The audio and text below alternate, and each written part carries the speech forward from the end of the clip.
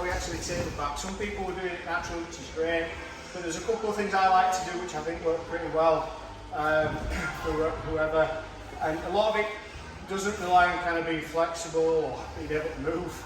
You just need a bit of momentum. Okay, so just as a quick reminder on the hip drag, hip on hip. Remember, anytime we go hip on hip, we pop the hip into him so he's having to counterbalance a little bit and push back.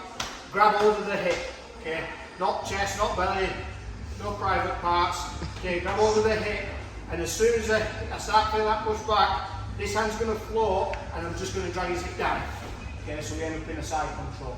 So this is a good one to kind of just tire your opponent. Every time they try and climb up and get onto the knees, you drag them back down, and they have to make a choice to either fight to carry on getting back onto their hands and knees, or just kind of quit and give you a side control position. Okay, so we're just going to do a couple of those.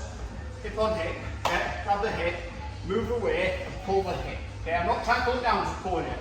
His weight will naturally go into the gap. Now, when we want to take the back, without kind of dynamically jumping around and doing stuff like that, what I like to do is I like to kind of replace my knees. Okay, so I'm still going to do the same thing, but whereas when I do the hip drag, I move this knee back and this leg stays over here.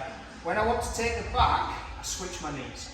Yeah? So from here, when I grab the hip and I start pulling the hip back, I switch my knees and then I slide that leg through. Okay? Sorry.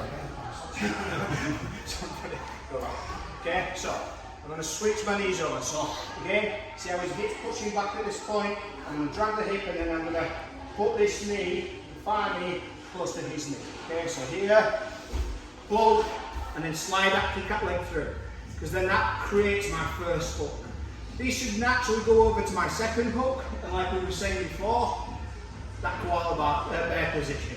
Okay, we talked about this the other week as well, didn't we? So this arm that's round goes towards the armpit, and this hand underneath protects the hand.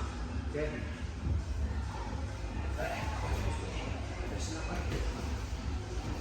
So here, push the hip, and then keep that leg through and straight in. So you got. You're going to be quite good at start taking and attacking the neck straight away. The hooks are really important. The ball hooks are most important. Okay, so let's just have a little play at that. Okay, hip drag into back control. 1, 2, 3.